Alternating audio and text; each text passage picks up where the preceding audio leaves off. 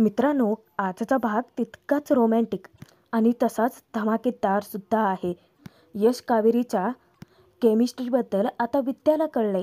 यशने स्वतः कावेरीला नऊवारी नेसायला शिकवले आणि त्यातून कावेरीने जो नैवेद्य बनवला, सुलक्षणाचं मन जिंकलं. ते सगळं नष्ट करण्यासाठी यमुनाने रचलेला डाव तिच्यावरतीच उधळत कावेरी आता तिचे मंगळागौर गाजवणार आहे. परंतु ती कशी पाहणार आहोतच. भाग शेवटपर्यंत बघा. कोण होती सतू, काय झाली सतू मालिकेच्या आजच्या 6 ऑगस्टच्या भागात सुलक्षणाने कावेरीवरती मोठी जबाबदारी सोपवलेली असते. तेव्हा कावेरी खूप काही गडबड करते. यश विचारतो की तुम्ही कुठे बाहेर जाताय का? कावेरी सांगते की हो, मंगळागौरीचं सगळं सामान घेऊन यायचं आहे ना. आता यशला कावेरीसोबत राहण्याचा चान्स सोडायचा नसतो, म्हणून तो मुद्दाम म्हणतो की अरे वा, काय योगायोग आहे, मला सुद्धा तिकडेच जायचं आहे. तेव्हा कावेरी सांगते की अहो राहू देत ना, जाईन माझी मी. यश विचारतो की का, इतका वाईट आहे का मी? कावेरी त्याची फिरकी घेते. इतके वाईट नाही आहेत, परंतु थोडेसे वाईट आहातच. यश विचारतो की म्हणजे नक्की काय म्हणायचं आहे तुम्हाला? तेव्हा कावेरी हसते आणि सांगते की मस्करी केली. यशसोबत ती बाहेर जायला तयारी होते. तेव्हा यश खुश होऊन विचारतो की म्हणजे चांगलं आहे ना मी? कावेरी एकटक त्याच्याकडे पाहून हसायलाच लागते. तो आपला हात पुढे करत विचारतो की फ्रेंड्स. कावेरी स्तब्ध होऊन जाते. यश हळूच तिच्या जवळ येतो आणि तिच्या कानामध्ये कुजबुजतो की तू माझ्या उदयदादाची बायको नाही आहेस, त्यामुळे त्या कॅरेक्टरमधून बाहेर पड. आणि परत आपला हात पुढे करत तो विचारतो की फ्रेंड्स. यशचं बोलणं ऐकूनच कावेरीला हसू अनावर होतं. तीही त्याच्या हाती हात सोपवते आणि त्याची फ्रेंडशिप स्वीकारते. यश म्हणतो की सॉरी, म्हणजे आता फ्रेंडशिप वीक जरी चालू असला तरी माझ्याकडे फ्रेंडशिप बँड नाही आहे तुझ्या हातात बांधायला. तेव्हा कावेरी म्हणते फ्रेंडशिप हे काय फक्त फ्रेंडशिप बँड बांधूनच होते का? ती खिडकीपाशी जाते.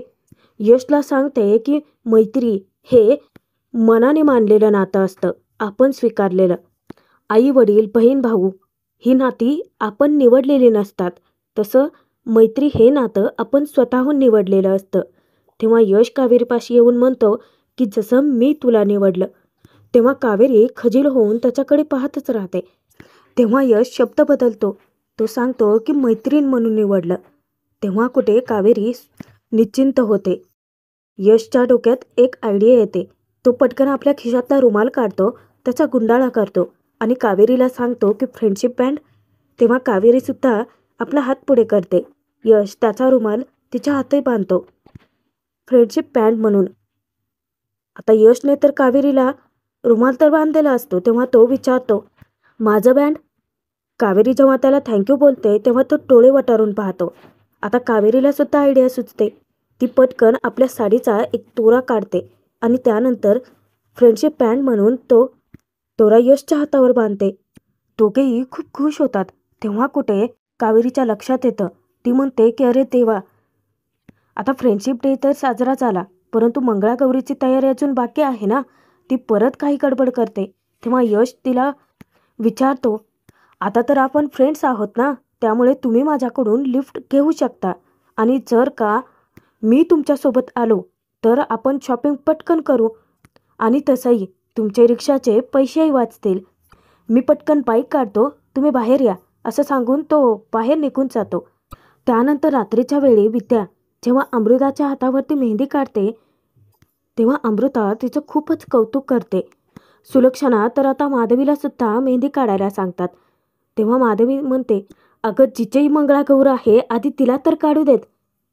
सुलक्षणा सांगतात की या मुली काय गं, काढतीलच, परंतु तू सुद्धा काढून घे बरं का.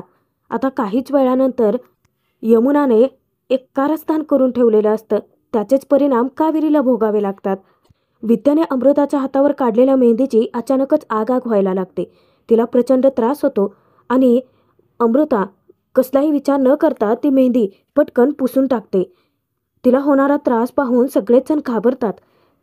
विद्या पटकन अमृताचा हात पाण्यामध्ये बुडवते, तरीही तिच्या हाताची आग काही कमी होत नाही आणि ते पाहूनच यमुना मात्र खूप खुश होऊन जाते. तेव्हा माधवी सांगतात की मेहंदीची बहुतेक रिॲक्शन झाली असावी. स्वतः सगळं करून सवरून नामानिराळी राहणारी यमुना या सगळ्या प्रकरणात कावेरीला अडकवते. ती येऊन विचारते की मा, तू मेहंदी भिजवायला कोणाला सांगितलं होतं? तेव्हा सुलक्षणा सांगतात की कावेरीला. यमुना आता त्याचा इतका बाऊ करते की घ्या, तू पण कोणाला सांगितलं? तर कावेरीला. तेव्हा यमुनाला तिने नक्की काय कारस्थान केलंय ते आठवतं सगळं. कावेरी तर सुलक्षणांच्या सांगण्यानुसार ती मेहंदी भिजवून तिच्या रूममध्ये निघून गेली. त्यानंतर गुपचूप चोर पावलाने येऊन यमुनाने त्यामध्ये कसलं तरी केमिकल मिक्स केलं होतं आणि कावेरीची मजा बघायला ती मोकळीच. आता सगळ्यांसमोर तर आव असा आणते. यमुना मोठ्याने कांगावा करत कावेरीला तिथे बोलवून घेते आणि सगळा जो प्रकार घडतोय समोर ते पाहून कावेरी घाबरत विचारते की काय झालंय? तेव्हा सुलक्षणा तिला जाब विचारतात की मी मेहंदी तुला भिजवायला सांगितली होती ना, मग काय गोंधळ घालून ठेवलाय? तेव्हा कावेरी शपथ घेत सांगते की नाही हो, मी देवाची शपथ घेऊन सांगते की मी तर तुम्ही जसं सांगितलं होतं तसं मेहंदी भिजवली होती. यमुनाला काहीही करून हे प्रकरण कावेरीवरतीच शेकायचंय, म्हणूनच ती उगाच त्या गोष्टीचा बाऊ करते. यमुना विचारते की हो का, म्हणजे तुला काय म्हणायचं आहे? अमृता नाटक करते. तेव्हा कावेरी म्हणते की मी असं कुठं म्हटलं. यमुना तिला सांगते की हे बघ कावेरी, याची एकतर दोन कारणं असू शकतात. एक म्हणजे एकतर अमृता नाटक करते किंवा तुझ्याकडूनच अशी काहीतरी चूक घडली आहे की तिचा हात जळजळतोय. बोल, काय टाकलं त्या मेहंदीमध्ये? यमुना कावेरीला तोफेच्या तोंडी देऊन मोकळी होते. तेव्हा सुलक्षणा लगेचच कावेरीचा सगळ्यांसमोर पान उतारा करतात. एक काम धड जमत नाही ना तुला? साधी मेहंदी भिजवायला सांगितली होती, तेवढंही तुला जमत नाही. आता त्यांनाच टेन्शन येतं की मंगळागौरीची सगळी तयारी पार कशी पाडणार आहे. तेव्हाच अमृता कावेरीला वाचवते. ती सांगते की मावशी, अगं उगाच त्यांच्यावरती कशाला रागराग करतेस? या मेहंदीमध्येच काहीतरी प्रॉब्लेम असेल, म्हणूनच तर याची रिॲक्शन होते. आणि बरंच झालं आधी ही मेहंदी माझ्या हातावरती लागले, कारण हीच मेहंदी त्यांच्याही हातावरती लागणार होती ना. निदान आपल्याला कळलं तरी की याच्यामध्ये काहीतरी प्रॉब्लेम आहे. हे बघ, तुझी काही हरकत नसेल तर मी मेहंदी भिजवू का? तेव्हा सुलक्षणा परत चिडतात. अगं अमृता, परंतु हे काम हिचं आहे की नाही? अमृता सांगते की मावशी, अगं मी पण घरचीच आहे ना, मग मी भिजवली मेहंदी तर तुला काही हरकत नसेल ना. तेव्हा सुलक्षणा खुश होऊन सांगतात की ठीक आहे, आणि दुसऱ्याच सेकंदाला पुन्हा कावेरीचा अपमान करतात की घ्या, शिकून घ्या काहीतरी हिच्याकडून. यमुना मात्र मनातल्या मनात खूप खुश होऊन जाते, कारण तिचा एक प्लॅन तर फत्ते होतो. त्याचनंतर दुसऱ्या दिवशी कावेरी, विद्या दोघेही किचनमध्ये स्वयंपाक करत असताना विद्याचं लक्ष कावेरीच्या हाताकडे जातं. तिच्या हाताला रुमाल बांधल्याचं पाहून ती घाबरते. तिला विचारते की वहिनी, तुमच्या हाताला काही लागलंय का? जेव्हा ती रुमाल नीट निरखून पाहते तेव्हा तिच्या सगळा प्रकार लक्षात येतो. मुद्दामच कावेरीला चिडवते. अगो बाई, हा तर जेंट्स रुमाल दिसतोय. वाय अक्षर आहे त्याच्यावरती. आपल्या घरात वाय अक्षरावरून नाव कोणाचं आहे बरं? संदीप, यश. अच्छा, यश भाऊजींनी बांधलाय, मला नाही सांगितलं तुम्ही. तेव्हा कावेरी म्हणते की फ्रेंडशिप डे होता ना, म्हणून बांधलाय. या सगळ्या मागचा खरा अर्थ विद्याचा बरोबर लक्षात येतो. फ्रेंडशिप डे होता म्हणून बांधला, पण मला नाही सांगितलं तुम्ही. तरीच मी म्हणते की त्या दिवशी तुमचं सगळं सत्य यश भाऊजींना कळलं होतं, तरीही त्यांनी घरच्यांना का नाही सांगितलं? त्याचं कारण हे आहे का, फ्रेंडशिप? आणि या सगळ्या घडल्या प्रकारावरून विद्या त्याचा बरोबर अर्थ काढते. कावेरी वहिनी म्हणजेच यश भाऊजींना तुम्ही आवडता.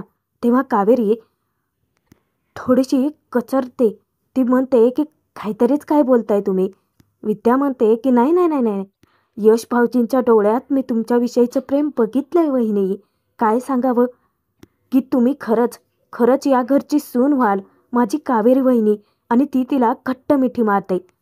तेव्हा कावेरी तिला सांगते की जरा हळू. आता तिचा वाढता आवाज पाहूनच पटकन विद्या आपली जीभ चावते, परंतु तिला इतका आनंद होतो ना. तेव्हा कावेरी सांगते की असं काहीच नाही आहे, आम्ही फक्त मित्र आहोत. तरीही विद्या त्याच्यावरून चिडवतेच. तेव्हाच तिथे सुलक्षणा हजर होतात. सुलक्षणा त्या दोघींना जेव्हा विचारतात की काय चाललंय इथं, तेव्हा त्या दोघी टचकतात, घाबरून जातात. सुलक्षणा जवळ येऊन विचारतात की काय झाली की नाही सगळी तयारी, आणि त्या खीर चेक करतात. खीर चेक करत असताना त्यांचं लक्ष कावेरीच्या हाताकडे जातं. तेव्हा त्या विचारतात की तुझ्या हाताला रुमाल का बांधलाय? आता कावेरीच्या तोंडून शब्दच फुटत नाही. विद्या पटकन सारवासारव करते. भाजलं होतं, त्यांच्या हाताला भाजलं होतं, खूप जास्त झोंबत होतं ना, म्हणून मी रुमाल बांधला. आता सुलक्षणा तर विश्वास टाकतात. कावेरीकडून काही गडबडीमध्ये खूप मोठा घोळ होता होता राहतो. सुलक्षणा वेळीच तिला थांबवतात. अगं मीठ आहे ते. तेव्हा कावेरी सांगते की सॉरी मला वाटलं की पिठी साखर आहे. परत सुलक्षणा चिडतात.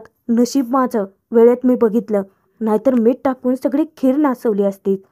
आणि अजूनही बाकीची तयारी करायची आहे तुम्हाला. पुरणपोळ्या करायच्या आहेत, त्यासाठीचं पुरण वेगळं काढून ठेवलंय ना. विद्या फक्त मानच डोलावते. नक्की आता काय काय बनवायचं आहे नैवेद्यासाठी ते सगळं सुलक्षणा त्या दोघींनाही परत बजावतात. नैवेद्याचं ताट नक्की कसं वाढायचं? वरण भात, काकडी, कोशिंबीर आणि पोळी बनवताना त्याच्यावरती तुपाची धार घाला. त्यानंतर वाढताना सुद्धा तुपाची धार घाला. राहील ना सगळं लक्षात? परत काही गोंधळ नाही ना घालणार तू? कावेरीला त्या विचारतात. कावेरी सुलक्षणाला शब्द देते की त्यांना ती तक्रारीला जागाच ठेवणार नाही. जाण्यापूर्वी सुलक्षणा विद्याला डोळे मिचकावतात आणि सगळं सांभाळून घ्यायला सांगतात. मा जाता क्षणी विद्या कावेरीला हाक मारते की ओ फ्रेंडशिप वहिनी. आता तिथेच कारस्थानी यमुना हजर होते. मला ना माने एक महत्त्वाची टीप दिली होती, तीच मी तुम्हाला देते. कोणताही पदार्थ ताटात वाढण्यापूर्वी किंवा वाढला असताना त्याचा ना एकदा वास घ्यावा. म्हणजे कसं तो खराब झाला आहे की चांगला आहे ते कळतं. तेव्हा कावेरी हसते आणि ओके म्हणते. तेव्हा यमुनाच्या कुरबाड्या काही कमी होत नाहीत. मनोमन विचार करते की कावेरी तू कर सगळं परफेक्ट, परंतु ते खराब करायला बिघडवायला ही यामी आहे ना, ही यामी कधीच तुला माच्या मनात स्वतःचं स्थान निर्माण नाही करू देणार आहे. आता कावेरीचा परत एकदा गोंधळ उडतो. कारण आता मंगळागौरीसाठी तिला तयार व्हायचं असतं आणि नेमकं होतं काय, कावेरीला काष्टा साडीच नेसता येत नाही. तेव्हा ती विचारात पडते कशी नेसू साडी. आणि त्यानंतर तिला एक शक्कल सुचते. ती पटकन व्हिडिओ पाहते आणि व्हिडिओमध्ये अगदी जसं सांगितलं होतं तसं साडी नेसायचं ठरवते. आता व्हिडिओ पाहत असतानाच अचानक यश येतो. यशला पाहून ती डचकतेच. तो विचारतो की काही मदत हवी आहे का? कावेरी सांगते की मदत हवी होती, परंतु तुम्ही नाही करू शकणार, तुमच्याकडून नाही होणार. तेव्हा यश विचारतो की ओ मला तुम्ही अंडर एस्टिमेट करताय का? एखादा माणूस काय करतो किंवा तो काय करू शकतो यात दोन्ही वेगवेगळ्या गोष्टी आहेत. यशने असं म्हणताच कावेरी त्याच्यासमोर हात जोडून सांगते की गुरुजी, कळलं हा मला तुम्हाला काय म्हणायचं आहे ते, परंतु प्लीज तुम्ही जा इथून. एकतर ना नऊवारी नेसायचं आहे आणि त्याचंच मला खूप टेन्शन आलंय. यश विचारतो की बस एवढंच? कावेरी त्याच्याकडे आश्चर्यानेच बघते. म्हणजे तुम्हाला नऊवारी नेसता येते? तेव्हा यश थोडासा मागे सरकतो आणि सांगतो, तसं नाही हा, मी नऊवारी कधी नेसलेलं नाही आहे, परंतु ती कशी नेसतात ते मला चांगलं माहिती आहे. यश तिला समजावतो की अहो जसं सोहळं नेसतो ना अगदी तसंच, फक्त पदर काढायचा असतो. यश तिला एक साडी मागतो. तो म्हणतो की दुसरी साडी घेऊन या, मी तुम्हाला शिकवतो. कावेरी अचंबित होऊन त्याच्याकडे पाहतच राहते. तिला इतकं हसू येतं. ज्यावेळेस कावेरी यशला तिची दुसरी साडी आणून देते तेव्हा यश नऊवारी कशी नेसायची ते कावेरीला शिकवतो. आधी तर ही अशी गाठ मारून घ्यायची. कावेरी एकटक हसत त्याच्याकडे पाहतच राहते. तेव्हा यश सांगतो की आता हा कपडा पायाच्या खालून घ्यायचा, याच्या ना अशा निऱ्या करायच्या आणि याच निऱ्या मागे खोचायच्या. तो टणकन उडी मारून मागे फिरतो. तेव्हा तर कावेरी जास्तच हसायला लागते. आणि हा आता उरलेला जो कपडा आहे तो असाच पाया खालून घ्यायचा, त्याच्या ना निऱ्या करायच्या आणि हा झाला तुमचा पदर. यशने 2 मिनिटात कावेरीला साडी नेसून दाखवलेली असते आणि तीही इतक्या सोप्या पद्धतीने तो तिला शिकवतो ना. कावेरी हात जोडत त्याचे आभारच मानते. गुरुजी, इतक्या सोप्या पद्धतीने शिकवलं ना तुम्ही, थँक्यू हा. यश आपला हात उंचावतो आणि तिला सांगतो की वेलकम. परत दोघेही मोठमोठ्याने हसायला लागतात. यशने एका मिनिटातच कावेरीचं सगळं टेन्शन दूर केलेलं असतं आता काही वेळानंतर सुलक्षणांच्या सांगण्यावरूनच कावेरीने पूजा व्यवस्थित मांडलेली असते. आता तर गुरुजी सुद्धा येतात. गुरुजी सगळ्या गोष्टी सुलक्षणांना समजावतात. आपण आता षोडोपचारे पूजा करून घेऊयात. आधी तर आपण गणेश पूजन करूयात. मग पूजेला जे कोणी बसणार आहे त्यांना बोलावून घ्या, असं सांगता क्षणी सुलक्षणा कावेरीला हाक मारतात. कावेरी देवाला नमस्कार करते आणि जेव्हा ती इकडे पूजेच्या ठिकाणी यायला निघते इतक्यातच समोरून यश सुद्धा येतो. यशची नजर कावेरीवरती पडते आणि कावेरी इतकी सुंदर दिसते की यश अक्षरशः तिच्यावरती फिदा होऊन जातो. कावेरी समोर येता क्षणी तिचंही लक्ष जातं. त्या दोघांचीही नजरानजर होते. दोघांनाही जगाचा विसर पडतो आणि दोघेही प्रेमाने एकमेकांकडे पाहतच राहतात. यश अक्षरशः खालपासून ते वरपर्यंत, पायांच्या बोटापासून ते डोक्यापर्यंत तिला निहाळतच राहतो आणि ती इतकी सुंदर दिसते ना. तेव्हा कावेरी त्याला खुणावते आणि यश तिला इशारा करतो की ती किती सुंदर दिसते ते सांगतो. तेव्हा दोघेही हसतात, तेही गालातल्या गालात. तर हा भाग इथेच संपतोय. पुढील भागात बघूयात. आता मंगळागौरीचा कार्यक्रम पार पडल्यानंतर सुलक्षणा किचनमध्ये येऊन कावेरीला नैवेद्याचं ताट वाढून आणायला सांगतात. तेव्हा कावेरी अगदी साग्रसंगीत नैवेद्याचं ताट वाढून घेते आणि तिथेच ते सगळं नष्ट करण्यासाठी हजर होते. ती यमुना कावेरीला सांगते की गुरुजींनी बोलावले आणि तिला तेथून पाठवून देऊन त्याच्यामध्ये परत कसलं तरी औषध मिक्स करते. त्यानंतर सुलक्षणा इतर आलेल्या बायका सगळ्या त्या देवाला नमस्कार करतात आणि तो नैवेद्य देवीला दाखवून जेवायला सुरुवात करतात. यमुना मनात विचार करते, आता या कावेरीची मंगळागौर भलतीच गाजणार आहे. आता यमुनाचा हा डाव कसा उधळला जाईल पाहणं मनोरंजन